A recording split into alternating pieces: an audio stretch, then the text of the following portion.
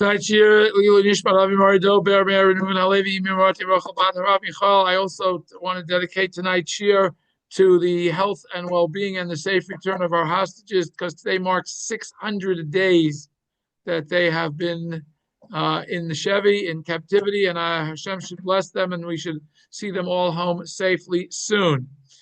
Um, Tonight, I'm going to speak about Megillat Rut, which we read on the Chag of Shavuot rather than on the weekly Parsha.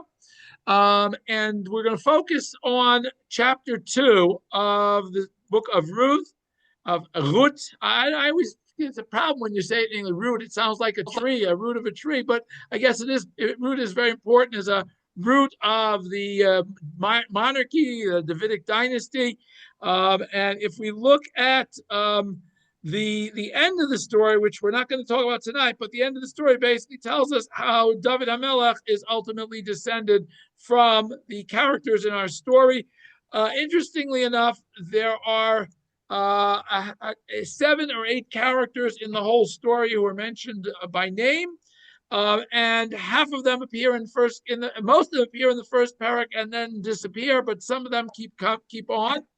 And just to give us a brief, the first chapter, we are introduced to a gentleman by the name of Elimelech, his wife, his 2 sons. There's a famine. They leave Eretz Yisrael to go live in Moab. The father, Elimelech, dies. His 2 sons marry Moabite women. Their names are Ruth and Arpa. And Naomi, and then the 2 sons die. The famine ends. Naomi decides to go back to Eretz Yisrael. The 2 daughter-in-laws at the beginning want to accompany her, but ultimately she is able to dissuade one of them from accompanying her, and the other one, Ruth, comes along, and the story picks up in the last pasuk of chapter 1, where they have arrived in Beit Lechem, and the parasha tells us it's Bitchilat Kitzir Sa'orim, it's the beginning of the harvest. Now, the Parshanim tell us that the reason the beginning of the harvest is introduced here is to tell us why that Naomi, when she arrives, is not in good financial health. She is destitute, and because it is already the harvest season, she can't start planting her field. It's too late. Crops already have to have been planted 6 months early, and therefore she basically has no food. So we're going to pick up the story there. This is chapter 2. And interestingly enough, the first pasuk is actually parenthetical to introduce us to a character who's going to show up later in the chapter, but to tell us who he is. So it says, Unami Modali Isha. Nami had a relative of her husband, Ish Gibor Chayil, a man who is called a Gibor Chayil. Interestingly enough, I did a little research. There are only half a dozen, 7 other characters who have this appellation of Gibor Chayil. Actually, one of them is called Gibor Hechayil, and that would be Gideon, the judge. The others are, interestingly enough, a very interesting and diverse group. There's Yiftach, Kish, Yeravam ben Nevat, Naaman Sartzava of Aram, Boaz, of course, and David HaMelech. Those are the only 7 people who I found called Gibor Chayil throughout all of Tanakh. It's an interesting group. I'm not going to comment on their connection and why they're all grouped together. I just thought it was an interesting comment. The only one who is called an Eshet Chayil is, in the end of our story, Ruth is called Eshet Chayil. Very interesting. The term Chayil often means soldier, and I think in some of the context it might mean it, but we're going to see how the commentaries look at the word Ish Gibor Chayil in a little bit, Bezrat Hashem. He was Mishpachat Elimelech. He was from Elimelech's family, and his name is Shmo Boaz. His name is Boaz, the pasuk tells us. Now, the pasuk base, the story picks up with Ruth and Naomi have arrived home. They have no food. They can't go to the grocery store because they have no money, and there's no shukah. So they're trying to figure out what are they going to do. But tell me, Ruth Havavia El Naomi. Ruth tells Naomi El Chana Sadev Alaktaba Shibolim. I will go out into the field and I will glean among the sheaves, where I will, in a place where I will find favor in the eyes of the owner of the field. And she says, "Go, my daughter." Now, one of the reasons the Parshanim say this story is here is to show us that in the time, even though we introduced this story in the time of the Shoftim, and it seems as though there was some level of inappropriate behavior. We see at least that the people were giving their gifts to the poor. They were not keeping the poor and throwing them out of their fields and keeping them from gleaning the leftovers, the stalks that fell during the harvest, because that is what obviously is Ruth is going to do. She was going to go find a field where they are harvesting the crop, and she was going to collect the gleanings. If we look, we remember in the Torah it gives us three different types of matnot aniyim, of gifts to the poor that are given from the harvest. They would be leket, the gleanings, shikha, if I forget a full bundle on the way when I'm collecting all the bundles, and peah, the corner of the field. But Ruth says she's going to go for the leket, the single stalks that fall when they're cutting the wheat or the whatever crop they're cutting. She went and she came and she gleaned in the field after the harvesters. Vayiker mikreha. This is a very interesting passage because Vayiker is it called to her. Her destiny called to her. Again, the word Vayiker means to call out to somebody. We have this word very, very much in the Tochacha. We are told that if we will think that things that are happening to us are haphazard, are random. But interestingly enough, it uses this term of Vayikar Mikra. It seemed randomly to fall, or somehow it aimed out that where did she land up? Where did she Kem Chelkat Hasadeh Boaz? She happened to land into a field that belonged to Boaz, Asher Mishpachat Elimelech, who was from Elimelech's family. Now, she did know this in advance. Obviously, otherwise it wouldn't have said Vayikar Mikra. It would have said she specifically selected this field. But this is the field she happened to come upon, and that's where she starts gleaning. Now, interestingly enough, the next pasuk is Boaz, Babi Beit Lechem. Boaz arrived or came from Beit Lechem. Now, one of the things we have about scriptural understanding verses that we often overlook is the word vihine. Hine generally introduces something completely unexpected. Okay? Now, the word that says vihine Boaz, it doesn't say Boaz, Babi Beit Lechem. It adds this word vihine to tell us that this perhaps wasn't necessarily Boaz's daily routine to show up in the field. He had overseers, he had people who were in charge of harvesting his crops. He didn't necessarily show up every day, but on this specific day, he shows up at the field. And he greets his harvesters, who are his workers, Hashem imochem. He says, God should be with you. And they answer me, Hashem. May Hashem bless you. The Midrash, by the way, on this pasuk comments that this verse was showing us that it was the minhag that we have of greeting people with Hashem's name of Shalom is based on this pasuk, where he greets them in the name of Hashem, they answer him in the name of Hashem. Notice again, Hashem, he starts with Hashem, they end with Hashem.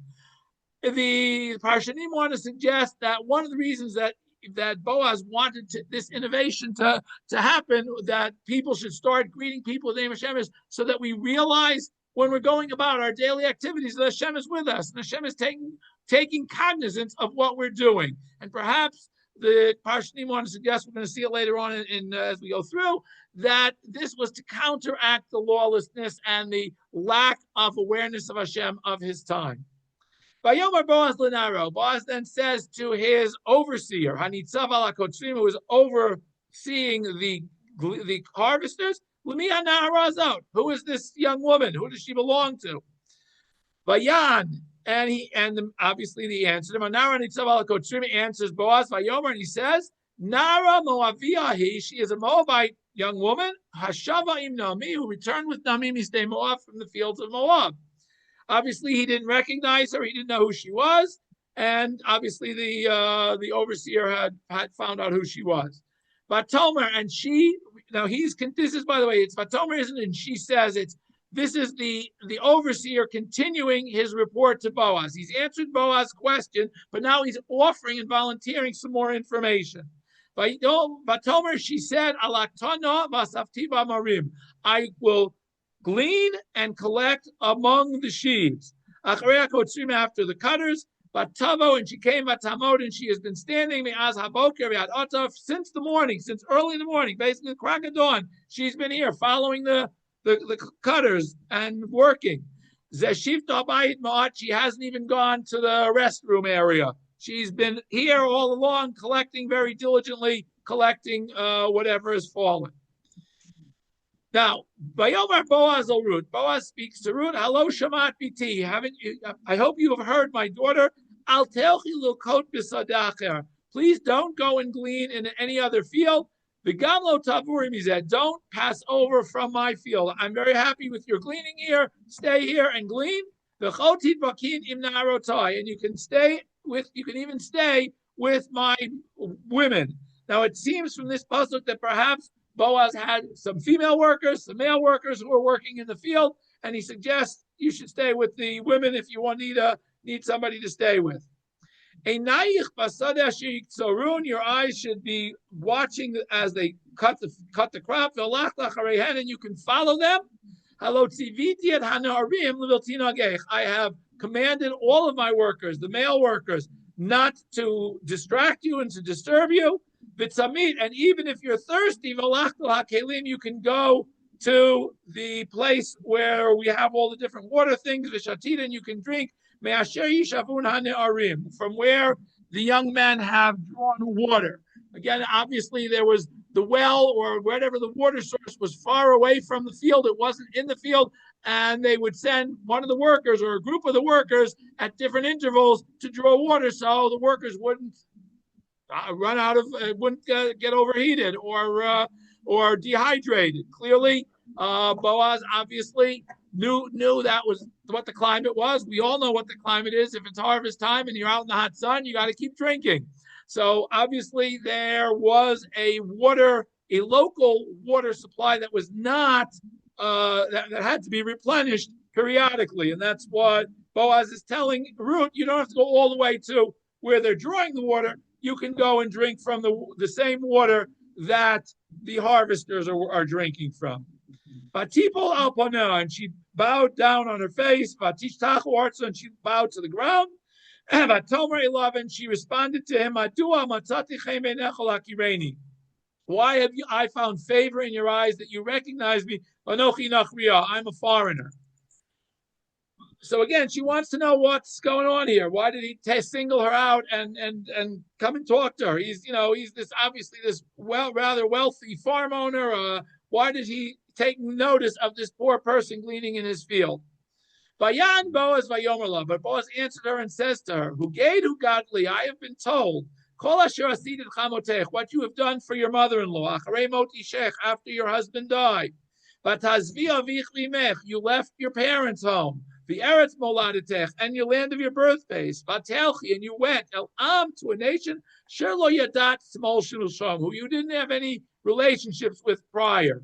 In other words, remember, while Naomi was coming home when she came back to Eretz Yisrael, Ruth was coming to a new place, and the only thing that she knew, the only introduction or awareness or anything she would have known about Eretz Yisrael was whatever she might have heard or learned from Naomi and her family. So it's obvious that Naomi is able to have an impact on Ruth to such an extent that she's willing to follow her home. And again, and Boaz acknowledges that she has made a very, very important decision and shown great kindness to her mother-in-law by accompanying her back home.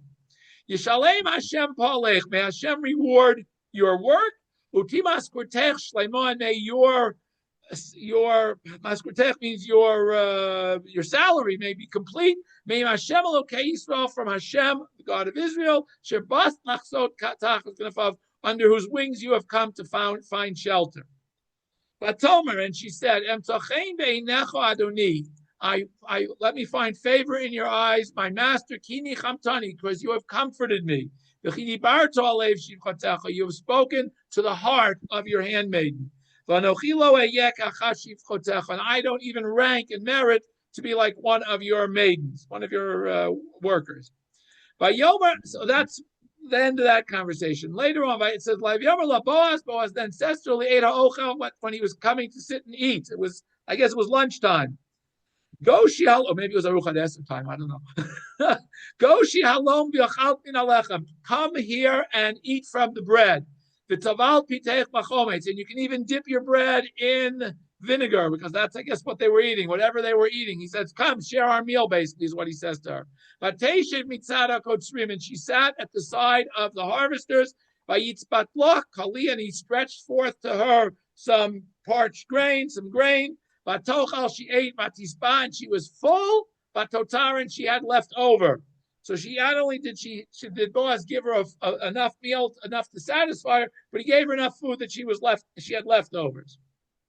Batokam l'lakait, and she got up to continue gleaning. Vayitzav Boaz et Neharav Limbo. Boaz told all of his farmhands the following: Gambein ha'amorim telakait, allow her to glean even between the sheaves, the lo tachlimua, and do not embarrass her. V'gam sholto sholula min hatzvatim, and also, if you think about it, forget one or two, the little smaller sheaves. Tzvatim are the small, Rashi will tell us, are smaller sheaves, not a big full sheaf, but they're the smaller sheaves that they would gather the stalks into and then bring to be bundled into larger stalks. But he says, Vazavtem, leave a few of them, V'likta, and let her gather them, V'lotik aruba, and do not trouble her in any way. So not only is he allowing her to collect what halachically is hers, he's trying to make sure that there's more for her to collect, that they should forget, quote, semi-intentionally. But lakait masadat harav. Nonetheless, she gleaned in the field until nighttime. And then she threshed what she had collected. And it was about an ephah of barley. So in other words, she was very diligent, very industrious, and she collected quite a bit of food on that day. But Tisa, and she picked it up, and she came back to the city, to home. And when her mother-in-law saw what she had gathered, she showed her mother-in-law what she had gathered, and then she took out and gave her she gave her leftovers for lunch to eat, because she figured Naomi hadn't eaten all day. So she gave her whatever she had left over from her lunch, from her meal. But Tomer lachamota, and her mother-in-law says to her, where did you gather today, and how did you do this? How were you able to collect so much? And not only that, you got some food, and you had leftovers. Yehima kirech baruch, may the one whoever recognized you be blessed. But tagid lachamota, and she related to her mother-in-law all that the owner of the field had done for her. But Tomer, and she said to her, Shemo ish asher asiti imo hayom, the man who did all this for me today is Boaz. His name is Boaz. That's his name. But Tomer nomi lechalota. I guess it wasn't that common a name back then. There weren't that many Boazes in town. If she could just say Boaz, she doesn't say Boaz ben nothing. She just identifies him as Boaz. But Tomer nomi lechalota. Nami says to her daughter-in-law, Baruch hu Hashem, blessed be he to Hashem, Sherlo Azav Chasto, who has not forgotten his kindness at Achayim, with the living, Dead Hametim, and with the dead. But Tomer lo Nami, and Nami added, Karov lanu ha'ish. He is a relative. We go aleinu. Not only is he a relative, but he's a very close relative. He is one of our redeemers.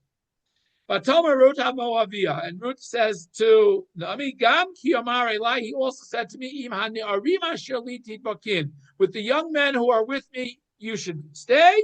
Adim kilu, until they have finished a kolak matzir asher li, the entire harvest. So he basically invited her back to the field to stay throughout the entire harvest, as we saw above.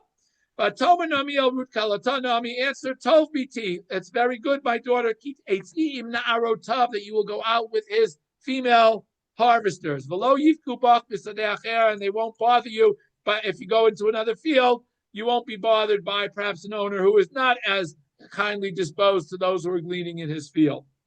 But Tidbak, and therefore it says, but Tidbak ben Aruz Boaz Lakate, she stayed with Boaz's harvesters and collected leket. Again, notice it always says leket. It never says she went and collected peah. She didn't collect shikha. Only leket. She's only collecting the gleanings. At kolot kitzir ha'orim, until the end of the harvest, the barley harvest, ukitzir ha'chitim, and the wheat harvest. And then she went back to her mother-in-law.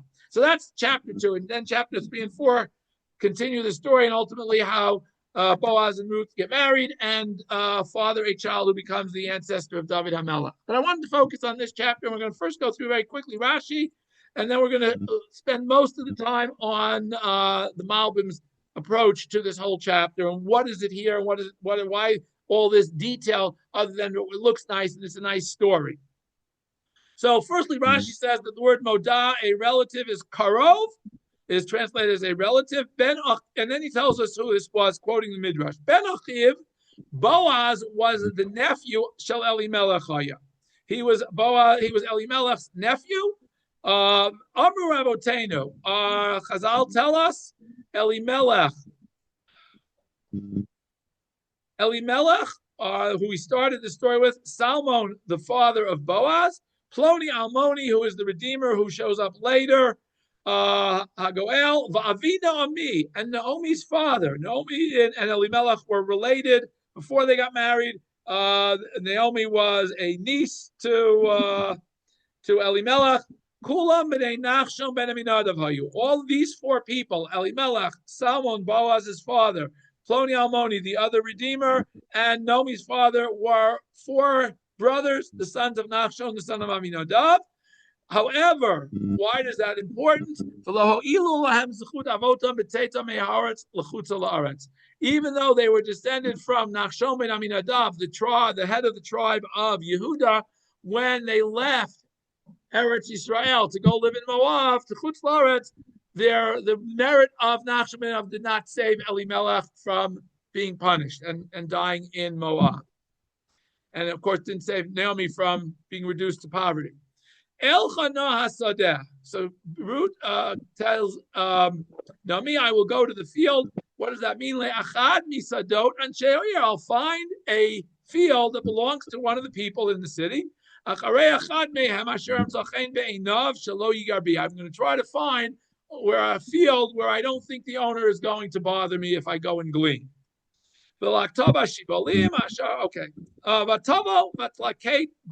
She came and collected in the field. Matzinu b'midrash Rut. The Midrash tells us the following: Adlo azlat atat. Before she even left, she had gotten there. In other words, she got there right away. She left immediately and she got there right away. So obviously the field was not that far away. At least that's what it appears. But what Rashi says, why does it say she came and went? She wanted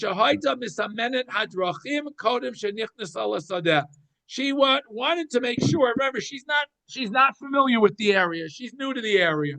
She wanted to make sure that she was not going to lose her way on the way home. So before she went and started gleaning, she walked back and forth from the field to the house a couple of times and made markings along the way. Not that she dropped breadcrumbs, but she obviously found some way of marking the way. So because she didn't have Waze, she didn't have map, she figured out how to find her way home. She went a couple of times back and forth. In other words, to mark the way. So she wouldn't lose her way on the way home. And it happened that she came in the field that belonged to Boaz. Now, we said that Boaz arrives and he asks his overseer, who is this lady? Who is she? It was Boaz. Is that what he did for a living? He went and checked out all the women. Was that what he normally did? Why did he specifically ask? Ella divrei tzniut v'chachma ra'aba. He saw that she was very sanua, very modest, and very wise. That shnei shibolim likta, shlosha ein likta.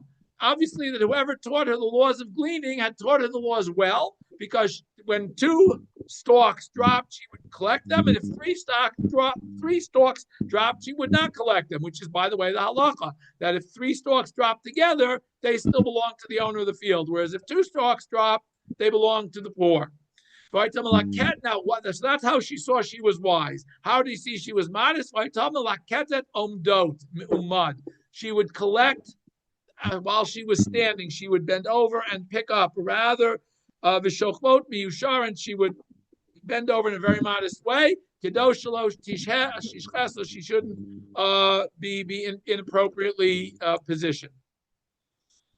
So, okay, this is just a Vatomer biliba. And so the overseer was explaining what she had said. Alaktana leket hashibolim. In other words, the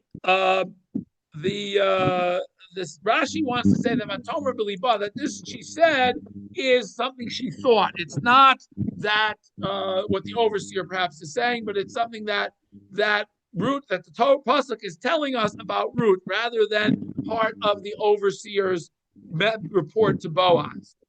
Alaktana leket hashibolim. She was only collecting leket. Vasafti b'amarim shikha shalamarim. So Boaz tells her, when you're thirsty, you will go and can drink. Basically told her, if you're thirsty, do not be embarrassed to go and drink from the water that they've drawn for all the people working in the field. Okay. You will dip your bread into vinegar. Very interesting. Rashi says, Rashi, I guess, didn't live in a place where there were sharabs. He lived in France. There weren't a whole lot of sharabs in France. But he said we can learn from this pasuk a very important thing, that chometz, vinegar, dipping your bread in vinegar, is a good way to keep yourself cool during a sharab. Yeah, well, but again, the Rashi, David just says Rambam says the same thing. But again, Rashi's before Rambam. But again, yeah, Rambam saying it's Dr. Rashi saying it as a parshan. Although Rashi, I guess, would have been acquainted with chometz if he's a vintner, he would have known about vinegar. But again, I don't know that he had acquaintance with a whole lot of sharabs, being where he lived. He didn't live in that climate. Vayitzbat la kali. The word vayitzbat, Rashi says, means vayoshet la. He stretched forth her. The ein lo dimyon b'mikra. It's the only place where we have this word tzadi bet taf in the Tanakh. However, b'lashon Mishnah, harayim mitoch beit hatfita. We do have the hand place where you stretch it, where it stretches forth, is a Mishnaic term. Begam shol tasholu, the word shol means shachach tishkachu, forget. Then he brings other sources where that. And Tzvatim Rashi again translated as amarim kitanim, small bundles. Yesh, again, he says not something we find frequently in the Tanakh, but yeshing was Lashon Mishnah, mitzon tzvatim okrichot, if you find stalks in a small bundle. Okay. Okay. We're gonna let's go to Malbim because that's what I wanted to focus on. Okay. Malbim wants to give us a little bit of background about Naomi and Boaz. Okay. Naomi Modalisha. Now the pasuk starts with telling us, the parak starts with telling us that Naomi is related to Boaz, and he's called a Gibor Chayil. He's called this very, strong man of valor. He's a very, very, very, very powerful and strong man. So the question we have to ask is, and he's a relative, why doesn't Naomi just ask him for some help? A loan till next year's crop, till we can bring in next year's crop. Can you lend me some money? Yodi'eni. So the pasuk wants to understand Shehagam Naomi Lefi Aniyah. Now Naomi comes back; she's destitute. We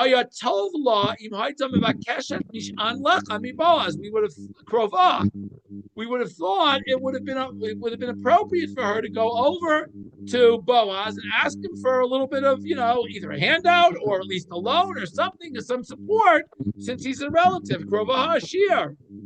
Nonetheless, even though that we might have thought that,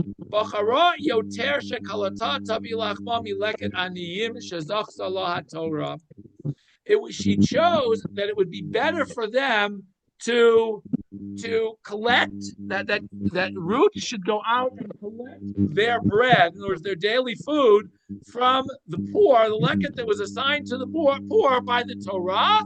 He might not Hashem beit oni. In other words, she preferred that she would go out and collect this that Hashem had granted to the poor people, which was leket, rather than accepting a chesed from her relative. Why? Because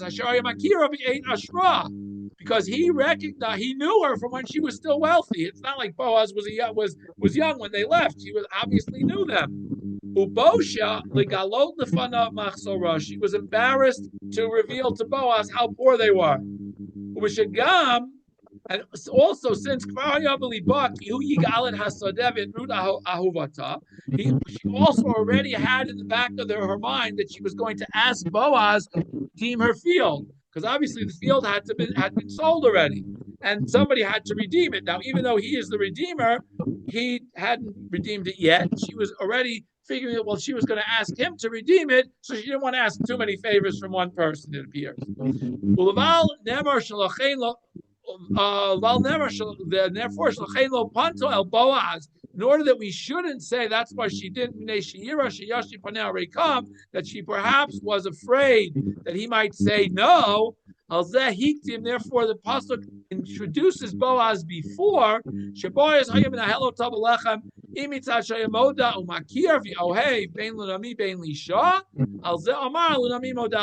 why it introduces Boaz before, at the beginning of the story, not when he first shows up.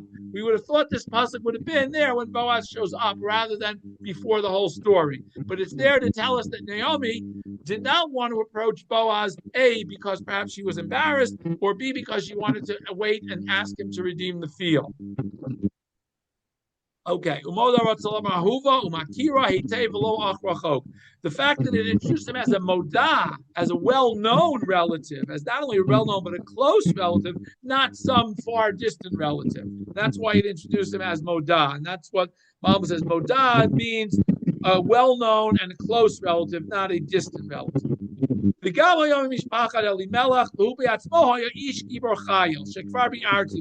already explained in Parashat Yitro that Gibor Chayil means Shem Anshe Chayil. The name Ish Gibor Chayil. He's an Ish Chayil. Kol Hamidot Hatovot includes all the beautiful, wonderful midot. Ubiklolam Hanedivut B'Sinan Habatza. He was very, very generous and did not take and he didn't like false gains. He wanted to earn all his money and to be generous with it. He was a well-known man. Boaz. His name was Boaz. In other words, he was not just known to Naomi and her family. He was known throughout the area. He was well known. He obviously would not have turned her down had she come and asked for support. Nonetheless, Naomi chose not to, because she preferred to get her support directly through the hand of Hashem, that which Hashem had given to the poor, the matnat aniyim. Okay, so Ruth says to her mother-in-law, Misaper Tzidkat Rut. The story is here, Malbim says, for one very simple reason: to tell us the righteousness of Ruth and her generosity, V'tiv Midotea, and her beautiful, wonderful midot. Shehagam Shehaita Emunah Alei Tolah. I love this phrase, Emunah Alei Tolah. By the way, I had to look this one up. I had no idea what the Malbim meant when he said Emunah Alei Tolah. Basically means in English, she was raised in the lap of luxury. It's a very interesting phrase borrowed from Megillat Echa, where it says, Emunim alei tolah chibku ashpatot, that those who were raised in the lap of luxury, unfortunately at the time of the Churban, were degraded. But even though Ruth was raised in the lap of luxury, the Ladat Chazal Haitzabat Melech Moav, and according to the Chazal, she was from the royal family even. He's kima lalechet ilkot keachad haniyim. The Torah, the Megillah, the author of the Megillah wants us to understand how great Ruth Midot were, that even though she was an aristocrat, she was raised in the lap of luxury, she was willing, for the sake of her mother-in-law, that her mother-in-law shouldn't have to go out to glean. She would go out and glean as a regular, ordinary, poor person, and not rely on any connections that her mother-in-law may have had. She did not want Shagam Chamotot Elechima. She could have said, "Oh, why don't we both go together? We'll collect twice as much." She didn't want to do that either. There was enough embarrassment just having to come home to her hometown empty and destitute. She was already, her reputation was that she was a wealthy person. She has been known as a wealthy individual, and to even just to accept the fact that she was not poor was enough embarrassment. Not that she shouldn't have to go out and collect tzedakah. The kiblo al atzma, therefore Ruth accepted upon herself. She would go At least nobody knew her. Nobody recognized her. It wouldn't be as embarrassing for her to go out because nobody had a clue who she was. That's why it adds the words Hamoaviyah to this pasuk. We know she was a Moaviyah. Why did the pasuk have to add Vatoma Ruth Hamoaviyah El Nami? Malbim says it adds the word Moaviyah to tell us that she was wanted to told her mother, I'll go out. I won't be as embarrassing for me because nobody knows me here. I'm a stranger. I'm a foreigner. Ratza Lomar to say Chimim Dina Acheret. I'm from another place. Vlotavush. I won't be embarrassed because I don't know anybody here. I won't run into somebody I know who knew me when I was rich, seeing me collecting tzedakah. That's what she says to her mother-in-law. Vehi tfarnes and chamotan. I will therefore bring you your parnasah bechavod with dignity. It's not. You won't have to go out and glean. But that's why she says to her mother-in-law, I'll go out and glean. Now, why does she say hasadeh specifically to the field? Ratzalomar again, she wants to comfort her mother-in-law. Lo b'kerem sheyesh sham sakanola lo binonot. I'm not going to go glean in a place where there are trees, in an orchard or in a vineyard, where I've got to climb perhaps, and something may happen. There's possibility of an accident. Elav yamra laktava shibolim. I will go, and not only will I go to a field where it's flat and there's less likelihood of injury, I will also go only to collect the leket, she says. Ratza lomar, shalotikach rak leket. I'm only going to take leket, the gleanings, which is the smallest of the three matnot aniyim. There's peah, there's shikha, and there's leket. Leket is one or two stalks that fall from the hand, whereas shikha is a whole sheaf. You get a whole bunch in one shot. Peah is the whole corner of the field to collect from. So why did she say leket? She'ein ha'aniyim makpidim al zeh. People are not makpid. Even the poor people who are coming to collect are not makpid when there are other people collecting the gleanings. Sheyesh sadot harbe. There are plenty of fields. V'kolechat nalake b'sadeh miyuchad. Everybody can pick in their own field. Masha'ein kain peah, which is not the case with peah. Shekoloch et chol teif mechavero. Everybody is rushing to grab it as quickly as possible. Once they start cutting and they see where the owner left the peah, everybody's running to collect it. Shadinhu, because we know the halacha when it comes to peah, the corner of the field, im tishim and teshim, 99 people want to say, no, let's all 100 of us collect all the peah and we'll divide it up evenly. And one says, no, everybody takes whatever they can get.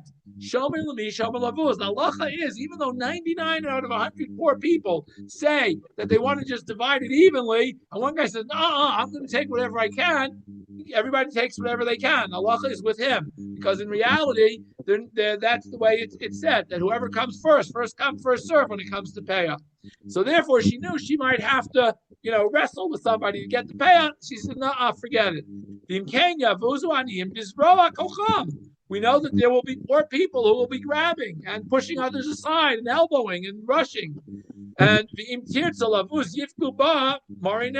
if somebody else, if they want to, they're strong people and they want to, grab whatever they can, they're going to push everybody else aside.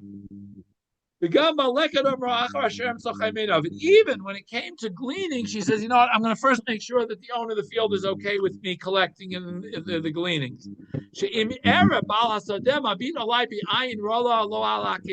If I look and I'm gleaning and I see the owner is not happy with me being there, I'm going to leave and go find another place. Until I find a place where they're comfortable with me and they won't bother me. Where I will have no problem from the harvesters or from other poor people. So it's interesting. Malbim says each of these words that she says to Naomi in this seemingly innocuous speech of El Chanav Alaktava Shibolim, 4 simple words, is she's telling her, I'm going to be safe and I'm going to try to find a place where I won't have any competition, where I won't, and where I will be okay with the owner will be okay with me collecting, so it won't be any ill feeling and nobody will harm me. So even though she's going out, she is taking all the precautions she can to ensure her safety so that her mother-in-law will have food.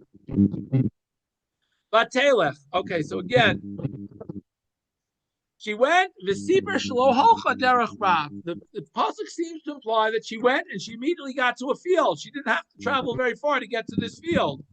Take if sheholcha. It seems immediately after she went, Tavo Basadesh, she arrived, Batlaket Basadesh. She was already able to glean very shortly after she left home. Ki, and now he says, why? Ki Hasadish Boaz Hayakarav Leveto. It must be that Boaz, since he was a relative, a close relative, his field was close by because they were all they all lived close by to each other. All the family lived next to each other. But Tavo Sham Takev, and she arrived there very quickly. The Gam Shahaya Baboker Shas Machalkim Peah, and since it was in the morning where the Peah was divided, Lo Holchol Mekoma Peah She Besof Hasodah. She didn't go to where the Peah was at the end of the field. Rak Batavo Laket. She went to the beginning of the field where they were starting to harvest from. Shocha Takef Lelaket Leket Levad. She went and she decided she was only going to collect the gleanings, the leket, and that was all she was going to collect. Therefore, she would follow the harvesters because that's where the gleanings are when they harvest and they start collecting the what they've cut. Not after the other poor who were collecting from other places. She wanted to be on her own, so she wasn't in competition with any other poor people, and she was able to succeed in that. It happened. Malbim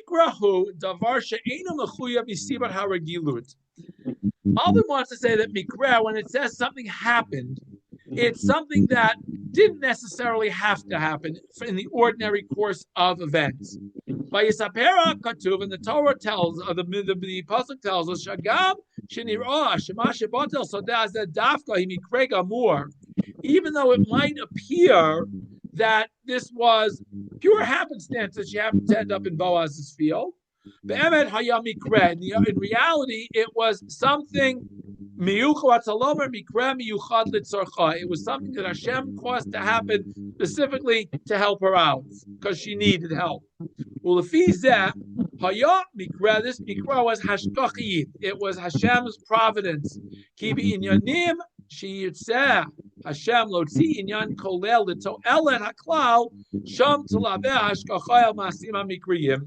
Where Hashem wants something to happen, Hashem directs things to happen, even though it looks like it's just happened. Hashem is directing it.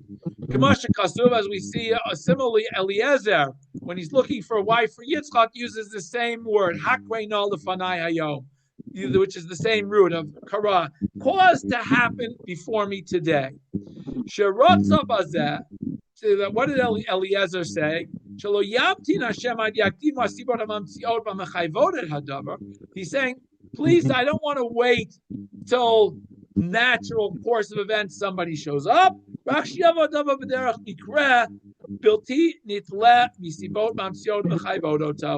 like you, Hashem, to speed it up so it happens a little bit faster than it would ordinarily happen in the course of nature.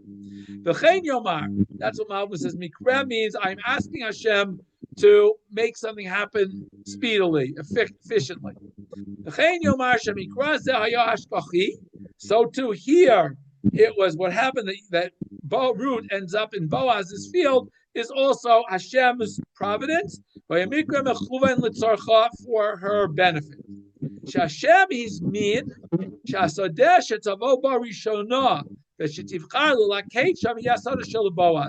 He chose, Hashem prepared that the field that she would come to first and choose to glean there would be Boaz. Why did Hashem do it? Because Boaz was from Elimelech's family. He was also prepared to redeem the field and to redeem her by marrying her. So Hashem causes this to happen because Hashem wants these two people are going to be the ones who bring about the kingship of the house of David. Okay, one more. Let's continue. V'nei Boaz. Behold, Boaz shows up. Malbim again adds, Kol makom shnemar v'hinei mored davar chadash. Anytime it says v'hinei, it means something unexpected that we wouldn't have expected. Why was it unexpected that Boaz shows up in his field? He owns the field. You would think he would look at it. He comes to work every day. He shows up in his field, right? Boaz lo yaragil avo al hasadeh.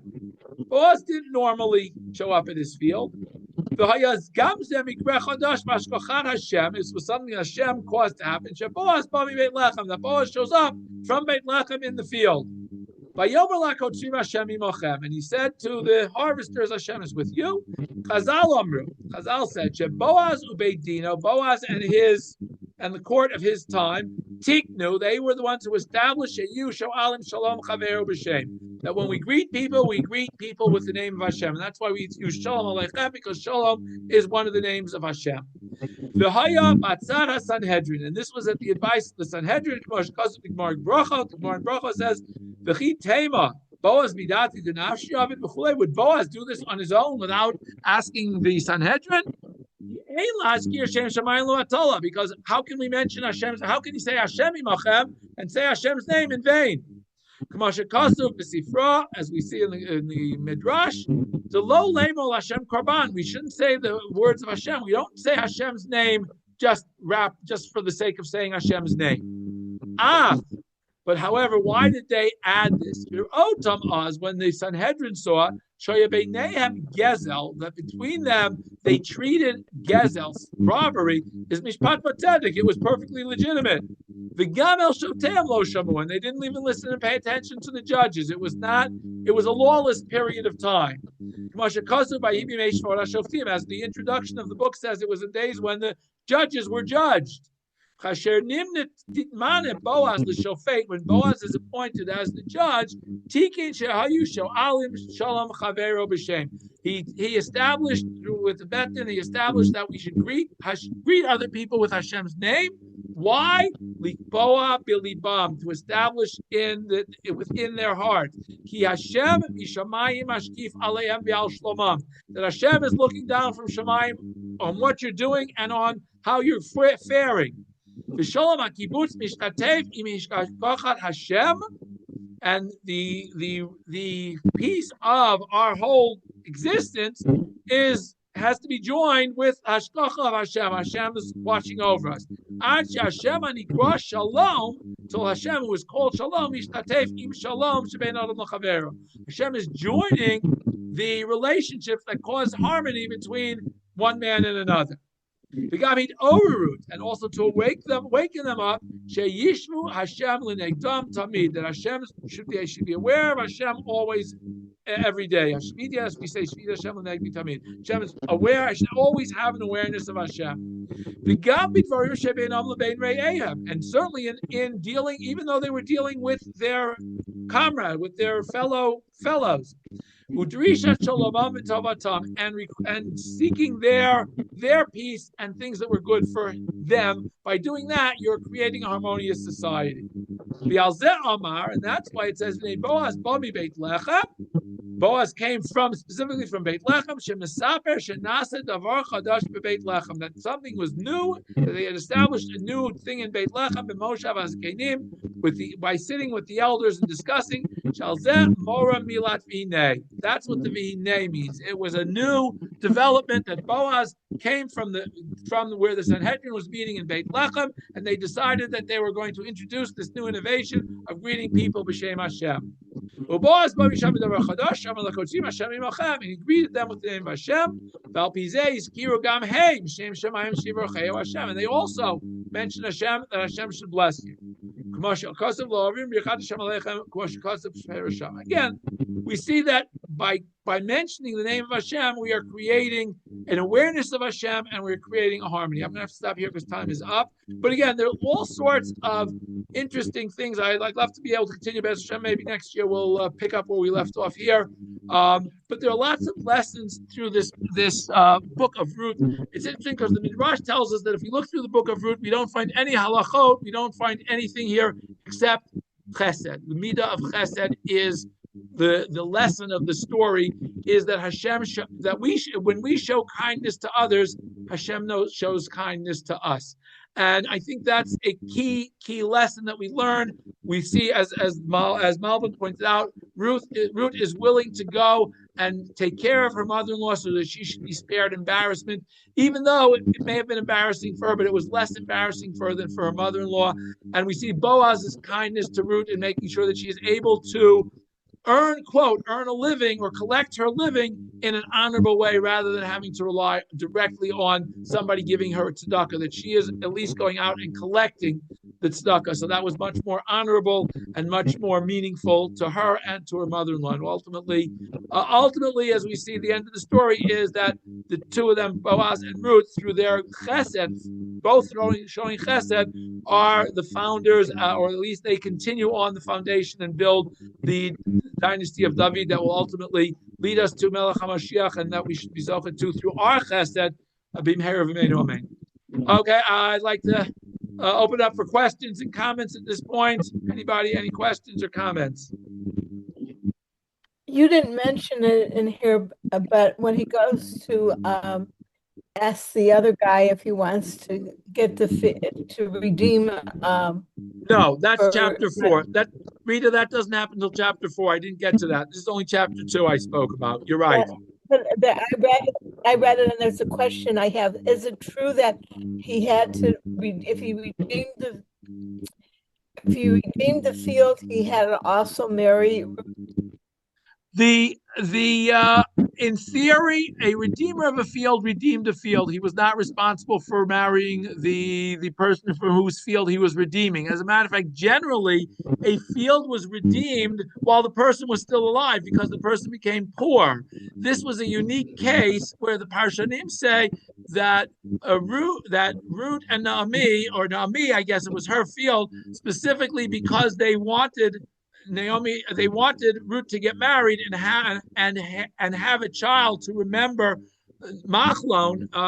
That was why they made that a stipulation that whoever redeems the field has to marry her. Okay, that was the stipulation they made, but that's not the normal halacha. The person who redeems the field does not. That's not the norm. Okay. I hope that answered your question. Yes, it did. Okay. Any other questions, comments, feedback? Okay. Have a good rest of the week. A Shabbat Shalom. A Chag Sameach. And Be'ez Hashem will be back next week. As I said, we're now on our regular summertime of 8:15 for the next 2 months until the days get back to time where Marav is finished and time for us to start at 8. Laila Tov. Shabbat Shalom and Chag Sameach.